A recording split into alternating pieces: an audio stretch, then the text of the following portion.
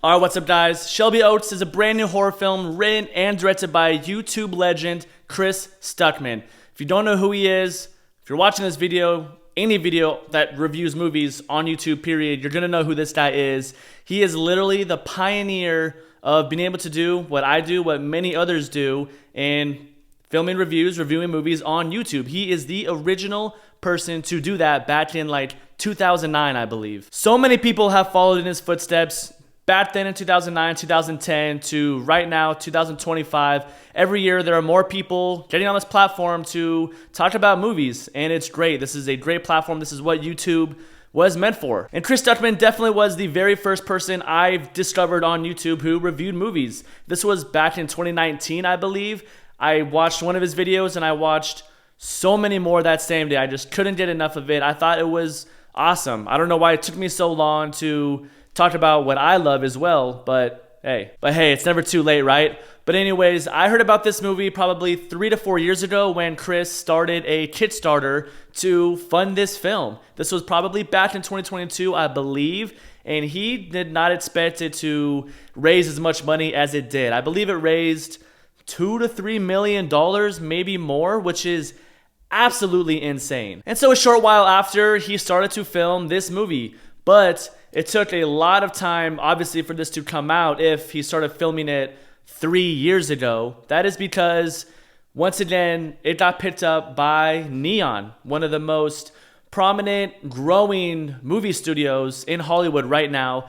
Almost on par with A24, almost. It's getting there for sure. And this movie was just getting a lot of traction, and that got the attention of not only Neon, but Mike Flanagan, who is an absolute amazing director. Oculus, Hush, Dr. Sleep, The Haunting of Hill House. I mean, this dude is pretty prolific in the horror genre specifically, and he's produced so many more than just what he's directed. And he's also a huge inspiration for Chris Stuckmann. He loves this guy. So getting him to be attached to your film, I'm sure it was just an awesome feeling for him, and it helped the movie for sure. Not only with Mike Flanagan's name just being attached to it now, and Neon being attached, he got more money. So he was able to reshoot a couple scenes that he wasn't able to shoot. A lot of them involving practical effects, I'm pretty sure. And just allowed him to just tweak it just a little bit to make the film that he truly envisioned without being limited by a budget. And I believe the budget of this movie is estimated to be around 1.5 to 2 million,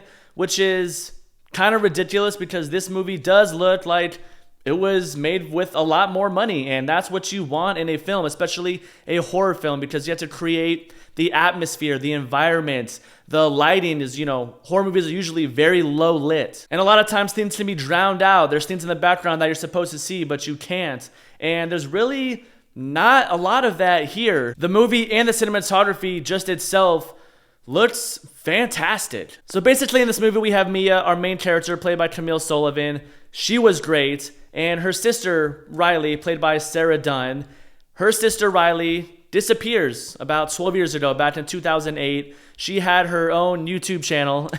Funny little addition there, but she had a YouTube channel called Paranormal Paranoids, and her friends would go around, just like any other normal ghost hunting show that you've heard of, to these random locations, to these prisons, to abandoned houses, and they would film it, upload it on YouTube. And one of their episodes, their last episode, they decided to go to this house in Shelby Oaks to investigate this prison. And that was the last time anyone not only saw her and her friends, but Riley specifically. So years later, Mia gets a hold of this cassette videotape that was never seen before, and it proves, or kind of makes her feel, maybe Riley is still out there somewhere. So she goes to Shelby Oaks in order to find her missing sister, Riley. Now, with this being Chris Stuckmann's first film, his debut film as a director and writer, you kind of feel like you don't want to necessarily critique it in a certain way, but I think you have to. And if you didn't like this movie, you might feel bad about it or whatever, but I don't think that's true. I don't think Chris would even want that, even though he doesn't review movies he doesn't like anymore. Chris would definitely want you to be honest, as he used to be, but he just is in this film space now to where he doesn't want to tear down the craft, to tear down this art that he loves so much and that we all love. And I respect that. I agree with it. And with that being said, this movie is okay. It's not terrible. I don't think it's great. I think there are a lot of cool things about it. The main one being that Chris Stuckmann got a movie made. I mean, he did it. It's awesome. The best things about Shelby Oaks are definitely, like I said before, the atmosphere, the tone of this movie, just the horror aesthetic that we get in this is pretty spot on. It's everything you want it to be. It starts off as basically this true crime documentary where Mia's being interviewed about her sister. We don't necessarily know who. It's probably just some film crew that was hired. So she's being interviewed. There are also other paranormal investigators or experts, if you want to call them that, who are also being interviewed in just that documentary style where we're transitioning between the head-on face interview. We're going to footage from the Paranormal Paranoids YouTube channel. We're seeing lots of news broadcasts from the time when she disappeared of just all the news coverage that this got in this town of Ohio. And this is probably about the first 20 to 30 minutes or so. I thought it was interesting. I kind of knew that this is how the movie was going to be a little bit. Chris is a huge fan of this type of style. One of his favorite horror movies is Lake Mungo. He said it many times. I watched that movie about 5 years ago during COVID, I believe. I didn't like that movie at all, really. The whole film is that true crime documentary style. It doesn't ever cut away from that. It was not scary. I don't think it was scary at all. There's a scene in the end that's the most famous scene in the movie. The reason why it is hailed as being a pretty scary movie, but it's because of this one scene at the very end. It's also about a missing girl, I believe, but there's this film footage on this old cell phone, this flip phone, and you get this image of the girl that's missing in the movie, or who the whole movie's about, and you get this weird, distorted, kind of demonic image of this girl's face. It's kind of creepy, but it didn't really scare me all too much because the whole movie really is just one big snooze fest. I don't think this movie is a snooze fest at all. I do think there are some slow parts just because that is the whole point of this movie. He wants to build that tension brick by brick, much like a lot of horror movies do. But this movie was an hour 20, hour 25, I believe. It felt a little bit longer than that, I'm going to be honest. But there are definitely scenes to where I was on the edge of my seat. I was, kind of waiting for that jump scare to happen. There are some decent jump scares for sure. A lot of creepy moments too. A lot of creepy imagery, mainly towards the end. And it definitely is chilling at times. When Mia is watching this videotape that was dropped at her door, she is examining it to a degree to where we start to figure out things in the background where she starts to see. We're also, looking along with her, trying to figure out every little thing that's going on in the background because that's pretty common in horror. And when you see the things that she finds, it is creepy. But a lot of it is also on an old camcorder from the early 2000s. So sometimes it can be hard to make out exactly what you're looking at. But when you do actually look closely and the camera obviously zooms in to show you because they know that you're not really able to tell, you're like, whoa, what the fuck is that? I also really liked Mia, who's played by Camille Sullivan.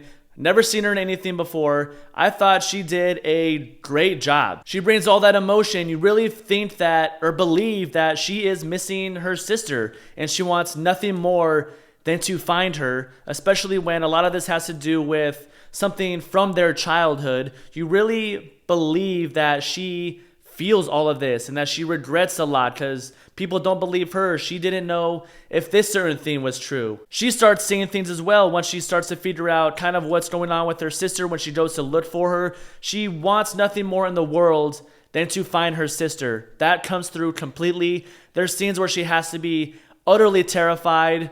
She nails that perfectly. The crying, the screaming, the peril that she's in certain scenes, it's all there. I did not like her husband though. I don't like the trope of the husband or the dad, the father, whatever it is, not believing the daughter or the wife, whatever it is, when they're telling you something and you just completely dismiss it because they're crazy or they're psycho and they're just a fucking dick for no reason to someone they love and they just can't fathom whatever they're saying. I hate that trope so much. It's in so many horror movies. And it's not like too bad in this film. There's really only one scene in a bedroom where this happens. But still, I was like, come on, seriously? This movie also isn't gory, I would necessarily say, or too bloody. There are a couple scenes that are that, but there's not a lot. They're very brief.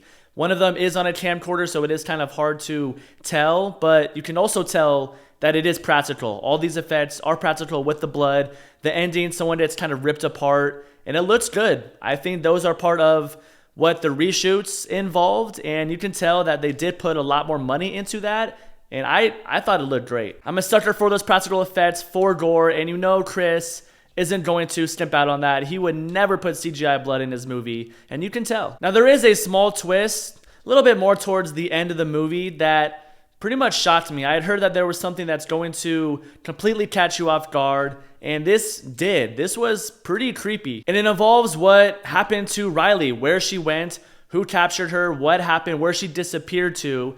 And obviously, it's a little demonic, which is the one thing that didn't necessarily work for me in this movie, especially the last 5 to 10 minutes, because when you do figure out what happened to Riley, when you figure out what's actually going on, it's not really original. I don't know if it's derivative, but a lot of these horror movies, a lot of these missing persons films, especially as of lately, kind of all have to do with the same thing. What's really going on with Riley has been done before numerous times, and a lot of the times a lot better than this was done. I'm not saying I'm disappointed. I just don't feel, or I didn't feel, that same creepiness, that same unsettling feeling in the pit of my stomach as I did with other movies, specifically like Hereditary or Longlegs.